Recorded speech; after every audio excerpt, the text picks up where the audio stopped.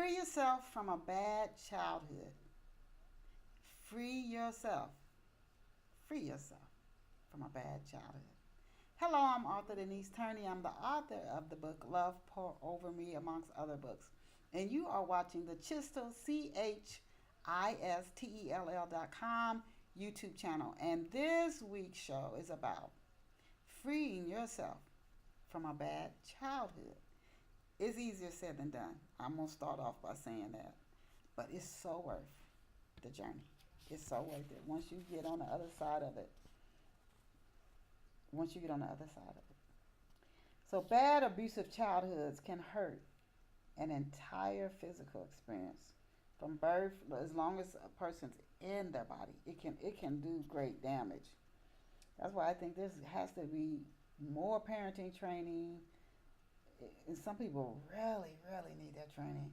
Can do a lot of damage to a child, and a child go in and out of therapy, maybe deal with addictions, depression, and just can't shake it. Cannot shake that bad childhood. But this again is about free yourself from a bad childhood. These bad experiences can hurt your entire physical experience. Just because kids are still playing don't mean the pain isn't taking root. Shaking free of early childhood abuse is hard but so worthwhile work.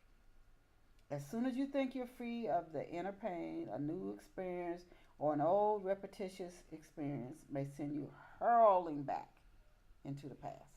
It's like, I can't get out, I can't get free. And I think of the story of with Moses and Pharaoh. I don't think, like, to take it from a historic perspective, we'll miss the message. Is just keep going back as many times as it takes to get the freedom you deserve. To get that freedom you deserve. So it's during childhood that we start to build perception, and our brains are still developing around what we believe we're worth. Our value is determined to us then. And our parents, they're like gods to us. If you grew up like Raymond Clark did, it's during childhood that the root of your life's greatest struggles could spring forth. And it could spend decades doing battle, going to church, prayers. I mean, it may take who knows what before you get on the other side of it. Now, getting past the erroneous or wrong in error childhood beliefs that you may have gotten from experiences, the way your parents treated you or other people and the things they said. When they said, oh, all those dumb kids, and they turn and look at you. They didn't say your name, but you get the message. Getting past these erroneous childhood beliefs could start with positive affirmations, meditation, and writing down and interpreting dreams. That's your subconscious talking to you. Or other avenues that could lead you out of erroneous or error self-perceptions. You're seeing yourself wrong.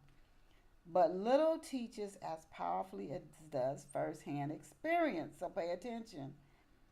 Practice awareness, as some would say.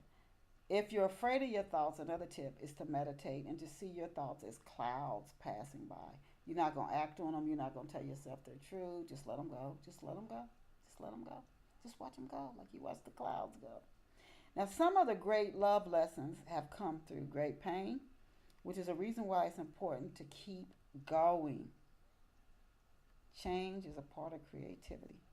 To keep going. These are not easy love lessons. Who knows?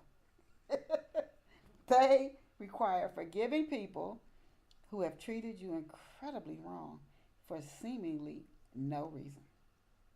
And it could be they're just projecting some self-hate onto you, and oh my God. But once you realize that the real you, what you really are, cannot be hurt, it may become easier to do. Once you get to really know what you really are. Each time you teach this lesson, you can help to spread love. You free yourself every time you teach love from a bad childhood. You just one more stone gone. These are lessons. Do you need to learn these lessons? God, no, I'm still learning them. These are lessons that Raymond Clark has to learn. And I encourage you to get a copy of Love Pour Over Me.